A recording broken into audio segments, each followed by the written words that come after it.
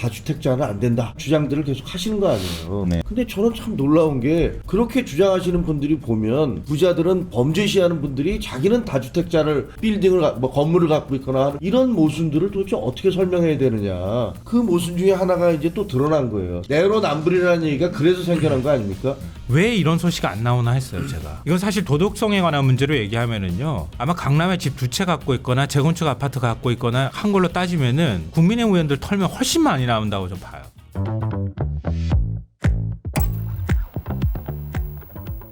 지금 부동산 관련해서 저도 국회 출입하면서 지금 부동산 여야 의원들 다 부동산 얘기밖에 안 합니다. 부동산이 엄청 뜨거운 가운데 지금 이제 이찬진 금융감독원장과 이제 국토부 1차관이죠. 이제 국토부 이상경 국토부 1차관 이 두 사람을 두고 이제 대중의 비판이 엄청 높아지고 있습니다.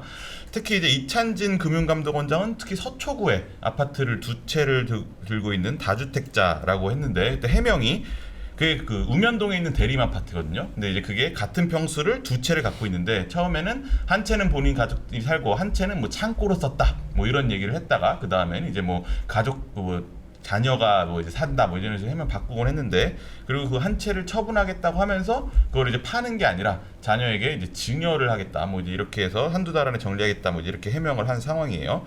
그래서 이분은 이제 그 부동산 정책과 가장 밀접한 연관을 가질 수밖에 없는 금융감독원의 수장인데 이제 이런 것에 대해서 본인은 정작 강남에 2주택을 갖고 있는 사람이다. 그리고 이런 저의 논란에 대해서 자유로울 수 없을 것 같아요. 아무래도 좀 비판이 좀 많이 나오고 있죠. 저분은 이재명 대통령과 고시 동기인가 그러시잖아요. 네. 굉장히 친한 분이고 그리고 뭐 재하활동 참여연대 같은 그런 곳에서 적극적으로 활동하셨던 분으로 알고 있어요. 그리고 거기서도 다주택자는 안 된다라는 주장들을 계속 하시는 거 아니에요. 네.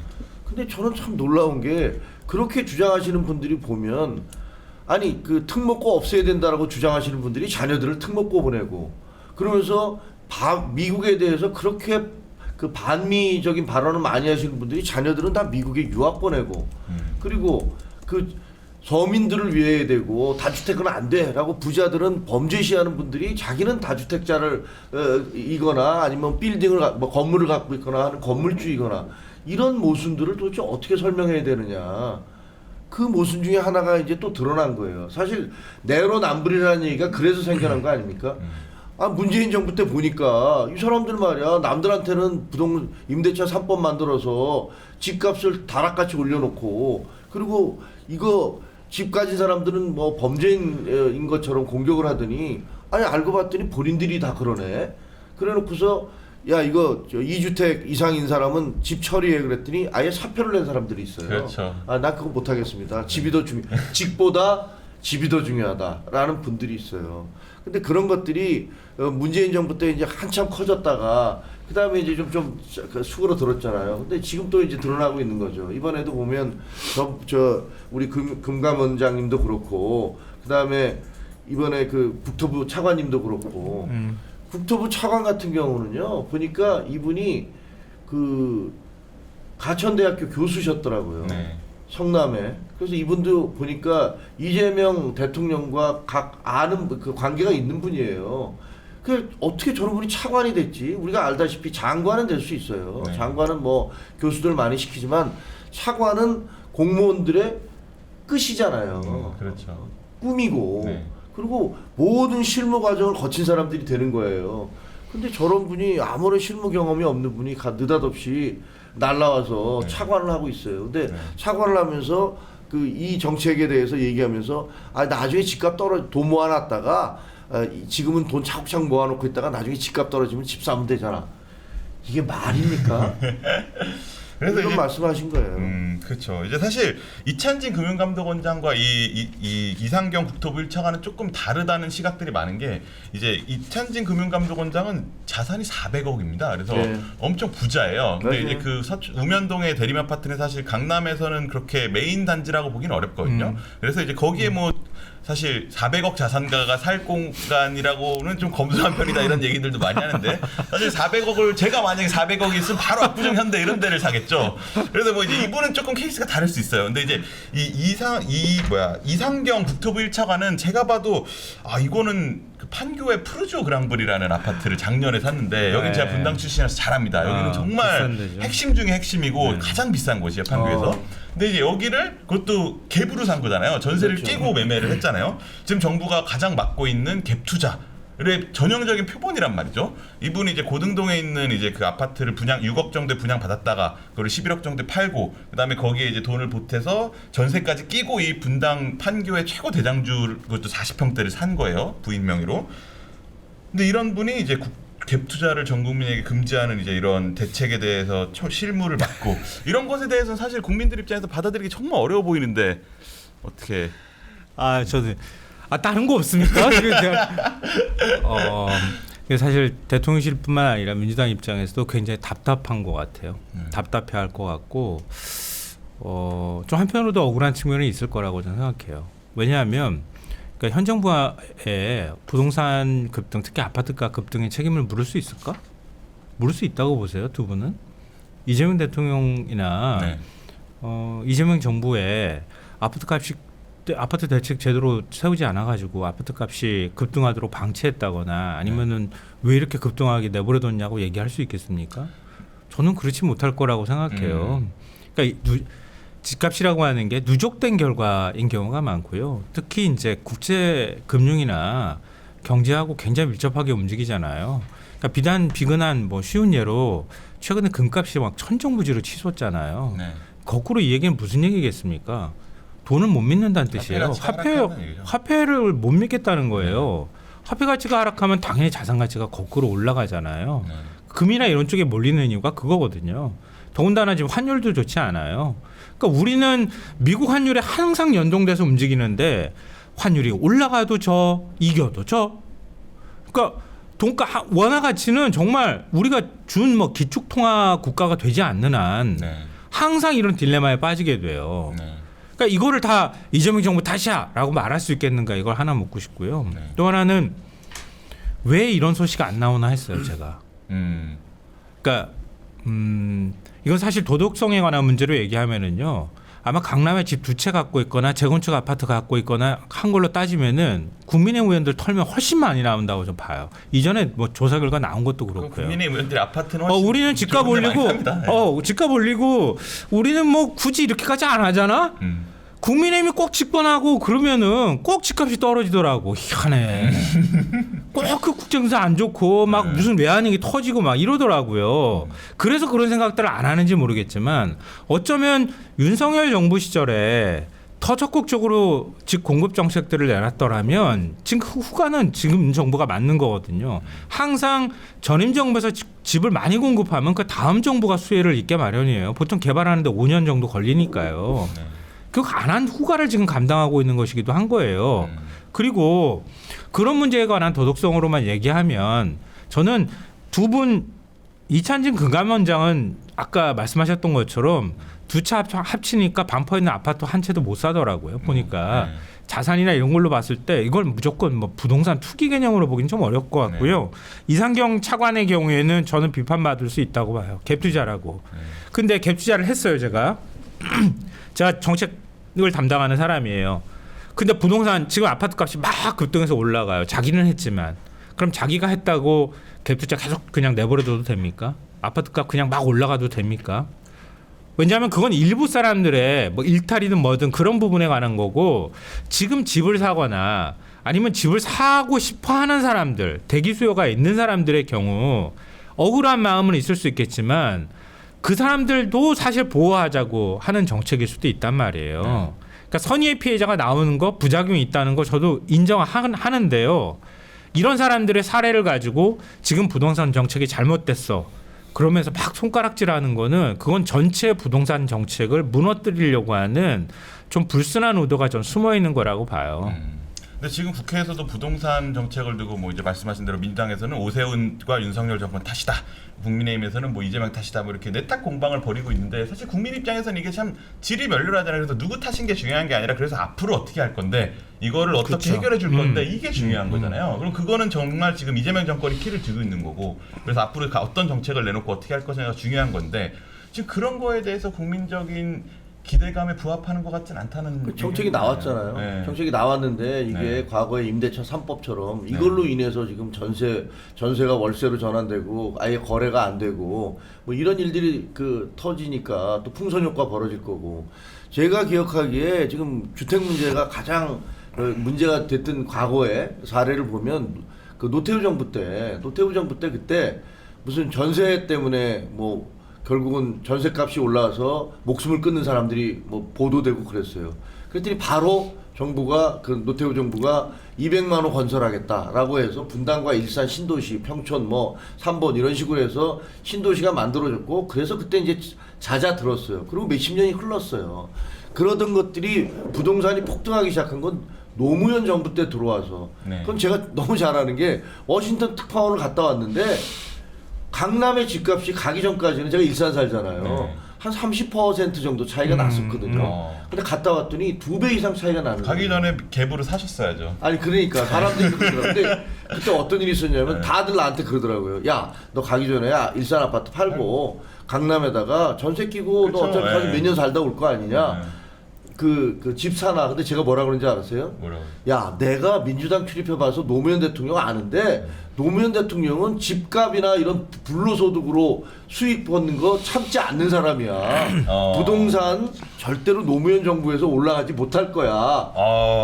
완전 이제 바보가 된 거예요. 저는 그렇게 생각을 했어요, 실제로. 갔다 왔더니 완전히 집값이 그냥 다른 세상이 됐죠. 다른 세상이 된 거예요. 그리고 제가 칼럼도 한번 썼는데 후배 기자들이 선배 왔다고 같이 밥을 먹는데 얘네들이 같이 저녁 먹으면서 하는 얘기가 어느 동네 땅값, 어느 동네 집값 이 얘기만 하는 거예요. 그래서 내가 화가 나갖고 야, 니들 기자 맞냐? 그런 걸 비판해야 될 놈들이 말이야. 니들 뭐 하는 짓이야? 라고 해서 제가 칼럼도 썼었어요. 이게 말이 되느냐. 네. 그때 아주 정말 난리가 한번 났었고 그 다음에 문재인 정부 때 또 난리가 났잖아요. 네. 그 이후에 예를 들면 그 이명박 정부 때는 행복주택이니 뭐니 해서 집값이 오르려고 하면 공급정책 같은 거를 피면서 공급정책이 발표가 되면 그러면 집값은 이거 괜찮겠구나라고 해서 가라앉게 돼 있다고요. 근데 문재인 정부 때 임대차 3법으로 또 엄청나게 올라갔고 이번 케이스인데 왜 진보 정권만 들어서면 집값이 오르느냐. 왜냐하면 이것은 이분들은 시장 수요 공급 시장 법칙에 따라서가 아니라 본인들이 규제에 의해서 시장을 통제할 수 있다라고 생각하는 것 같아요. 그러니까 그런 식의 정책을 피면 시장은 거기에 거꾸로 반응하잖아요. 이런 일들이 벌어지고 또 이번 사태 같은 경우는 이번에 토지거래 허가제 확대는 특이한 게 사실 그렇게 부동산이 미친 듯이 올라간 게 아니거든요. 일부 많이 올라갔죠. 지역만 일부 지역만 네. 올라가고 있었어요. 그게 이렇게 극약 처방을 내놓을 정도의 그런 상황이 아니었단 말이에요. 근데 왜 그러느냐?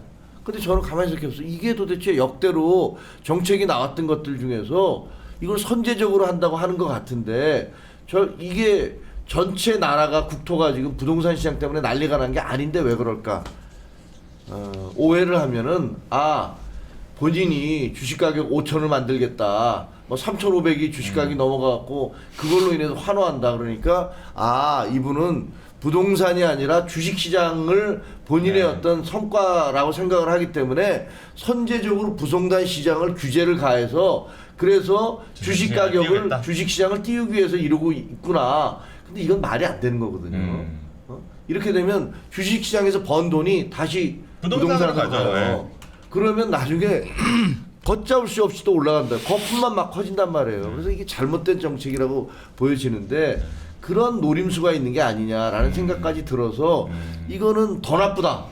이런 생각까지 들어요. 근데 아까 말씀하셨잖아요. 정권이 시장을 못 이긴다고. 시장이 항상 이겨왔던 거잖아요. 그러니까 그거는 사실 대책을 내놓기가 쉽지 않다는 뜻이기도 한 거예요. 근데 자꾸 해석을 이념적으로 하시거나 아니면 다른 이유가 있는 것처럼 해석하시니까 좀 오해하실 것 같아서요.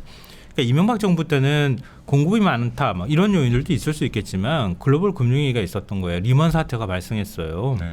그래가지고 오히려 집값이 더 떨어지는 게 걱정이 됐던 시절이에요.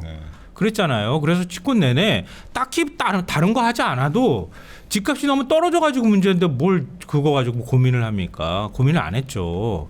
그리고 이제 박근혜 정부 들어섰잖아요. 박근혜 정부는 그 후과가 있었던 상황이었기 때문에 공급 정책 조금만 내놔도 얼마든지 시장에 반응할 수 있는 상황이었단 말이에요. 그러고 난 다음에 문재인 정부 들어섰어요. 문재인 정부 들어서고 난 다음에 코로나 사태 터지잖아요. 코로나 사태 터지니까 전 세계적으로 어떻게 했습니까? 돈을 막 풀었잖아요. 엄청나게 풀었잖아요. 유동성에 이제 영향이 더 크다. 뭐 그렇죠. 그 영향을 굉장히 많이 받은 거예요. 어떻게든 잡아보려고 했고 거기에다가 제가 잘못했다고 생각하는 건 뭐냐면 부동산 정책을 강력한 대책이 있다고 하면 집권 초기에 일관성 있게 정책을 내놓고 난 다음에 밀고 나가야 되는데 계속 바꿨잖아요. 네. 그러면서 국민들한테 부동산 정책에 대한 신뢰를 잃어버린 게 오히려 더 크다. 그 실책이었다 이렇게 생각하고요. 그러고 난 다음에 윤석열 정부 들어섰는데 윤석열 정부 때는 왜 집값 안 올랐습니까? 이렇게 얘기하시면은 아 그렇구나 이렇게 생각하실 것 같은데 미국이 그 코로나든 그 이전에 글로벌 금융위기 때 풀었던 돈을 다시 걷어들였잖아요. 엄청나게 긴축하기 시작했잖아요. 금리를 막 우리가 깜짝깜짝 놀랄 만큼 많이 올렸단 말이에요. 네. 그러니까 집값이 당연히 안 올라갈 수밖에 없잖아요. 우리도 따라서 금리를 올리는데 부동산 시장이 오히려 위축된 상황이었단 말이에요. 네. 그리고 난 다음에 그때 제대로 된 대책을 내놔야 되는데 그때 오히려 거꾸로 어찌 보면 보유세나 이런 것들 파격적으로 깎아줬잖아요. 거기에 또 우리가 또 내성이 생겨버렸어요 이미. 그래서 지금 보유세 도입하는 게 굉장히 쉽지가 않은 상황이 돼버린 거예요. 네. 그리고 이재명 정부 들어서서 지금 당면하고 있는 이런 문제들이 생기기 시작한단 말이에요. 그러니까 미국 중심지 일방주의 경제 정책이 나오고 막 관세 가지고 막 무기화하고 네. 지금 금리가 왜 거꾸로 내려야 되는 상황이고 이런 일들이 반복되니 네. 거기에 따라서 부동산 정책이 매우 만들기가 어렵다 이런 거고요. 네. 아까 딱 말씀하셨던 게 맞아요. 앞으로 어떻게 할 건가 굉장히 중요하다. 탓하는 게 중요한 게 아니고 그러면 저는 민주당 국회의원을 만나거나 관련자들 만나면은 항상 계속 요즘 반복해서 말하는 게 부동산 때문에 국민들 여론은 되게 안 좋습니다. 이렇게 얘기하면서요. 수요에 대한 좀 사람들이 뭘 어떻게 바라는지를 좀 구분해 가지고 대책을 세분화해서 사람들이 좀 심리적 안정을 가질 수 있도록 해줬으면 좋겠다. 예를 들면 이 오늘 또 나온 뉴스지만 전세자금 대출의 거의 65% 이상을 상위 30% 소득 갖고 있는 사람이 받았다는 거잖아요. 네. 그거 보여주듯이 돈 있는 사람들이 계속 두 채 세 채 살려고 하고 돈을 자산으로 부동산으로 불리려고 하는 사람들한테는 확실하게 세금을 때리든 못 사게 해야 된다. 두 채까지는 그렇다 하더라도 세 채 이상 나가게 하는 건 그건 진짜 투기다. 이런 거 하고 그 밑에 진짜 집을 바꿔가지고 더 좋은 환경으로 가고 싶어하는 사람들에게는 대출을 어느 정도 풀어줄지 이런 부분들 그 밑에 진짜 생애 첫 주택을 구입하려고 하는 사람들한테는 더 많은 대출을 해주는 방법이나 이런 것들처럼 그 밑에 이제 깔리는 거는 결국 이제 공공주택 공급이나 이런 거고요. 지금 서울 주변에 주택 만들 수 있는 땅 어떻게 구합니까? 그러지 않아도 그린벨트 거의 다 풀고 있는 상황인데 네. 그러면 서울 안에 집을 어떻게 활성화해서 집을 공급할 건지 민주당에서 얘기한 것처럼 지역별로 집을 공급할 수 있는 대략적인 할 수 있는 지도를 만들겠다고 했죠. 예, 뭐 그렇게 하는 것처럼 불안하잖아요. 다 전부 다 지금. 왜냐하면은 조금만 지나고 나면 또 집값 올라가면 나만 손해 볼 것 같다는 생각들, 그 학습 효과가 있단 말이에요. 그 심리적인 안정을 줄 수 있는 좀 세분화되어 있는 국민이 쉽게 이해할 수 있는 대책을 만들어서 내놓는 게 필요하다. 그것과 함께 이재명 대통령이 오늘 얘기하는 것처럼 가용할 수 있는 모든 대책을 다 쓴다. 더 중요한 건 일관성 있게 간다. 이렇게 얘기를 하는 거거든요. 다행히 집권 첫 해거든요. 지금 만드는 정책이 임기 끝까지 간다고 생각하고 대책을 만들더라도 그렇게 만들어서 내놔야 한다. 그래야 잡지 아니면은 또 진다 이거. 그러면 정권 또 바뀐다. 네. 민주당도 이런 부분에 있어서 정신 차려야 한다고 생각해요. 네. 이게 안 될 수밖에 없는 게요. 그 일관성 얘기하셨잖아요. 일관성이 있어야 됩니다. 근데 대통령 본인이 일관성이 없어요. 대통령 뭐라고 하셨습니까? 지난번에 불과 몇 달 전에 대선 후보로 공약을 뭐라고 하셨냐면 나는 내 생각이 잘못됐다. 나 생각 바꿨다. 그리고 지금까지 시장을 억누르려고 하고 규제를 통해서 뭐 부동산 잡으려고 하는 거 이거 잘못됐다. 나 그런 대통령 안 되겠다. 본인이 얘기하셨어요. 그래 놓고서 지금 이제 집값이 뭐 좀 더 올라가려는 기미가 보이니까 갑자기 토호제라는 이건 무슨 사회주의 국가에서나 있을 그런 정책을 내놓은 거 아닙니까? 그리고 그 지금 오세훈 시장도 토호제했잖아요. 아니, 그거 그러니까 풀어주는 바람에 얼마나 난리가 일부 났어요. 지역, 아니, 그건 거기는 특정 서울과 일부 지역이지만 12구역이 했으니까. 지금 보면요, 강남 사람들은 아주 좋아요. 왜? 아니, 다른 지역 전부가 다 똑같이 거래가 중지됐잖아요. 그러면 그 이전에 이 사람들이 특정 지역에서 너무 부동산으로 인해서 그 이득을 보는 사람들에 대해서 규제를 하던 것들을 전 지역으로 다 확대해냈으니까 이 사람들에 대한 규제는 없어진 거예요. 다 똑같아진 거예요. 그러니까 이것이 부자들을 뭐 징계하는지 징벌을 하는지 모르지만 그런 정책을 내겠다고 했지만 결과적으로는 그 사람들을 도와주는 정책을 만든 거에 불과하고 대통령 본인이 그렇게 얼마 몇 달 전에 나는 그런 정책 안 쓰겠다라고 얘기했던 것들을 또 바꿨기 때문에 이 정책을 또 어떻게 바꿀지 누가 알겠습니까? 다들 불안해해요. 그리고 이상경 차관 같은 사람 아니 그냥 학교에서 가천대학교에서 뭐 가르치던 사람을 갑자기 차관으로 앉혀서 이런 사람들에게 실무를 총괄을 맡겨놓으면 이 정책이 어디로 갈지 시장에서 빠끔이들이 다 보고 있어요. 저거 오래 못 가. 저거 조금 있으면 결국은 무너질 거야. 왜? 다른 대책들이라는 게 제대로 서 있지 않은 상태에서 추상적인 그리고 굉장히 강도가 높은 규제를 빵 터뜨려 버렸으니까 저건 못 가. 이거 다 알거든요. 그러니까 제가 보기에는 빨리 처리하시는 게 낫습니다. 그리고 처리하면 어떡해요. 종합대책을 세워서 실제로 하려면 종합대책을 세워야 되는데 이거는 그게 아니에요. 그냥 서울 전 지역에 뭐 경기도 12개 지역 뭐 이런 식으로 징벌적으로 지금 그 사회주의 국가에서나 가능한 그런 정책을 내놨기 때문에 그건 성공하기 어렵다.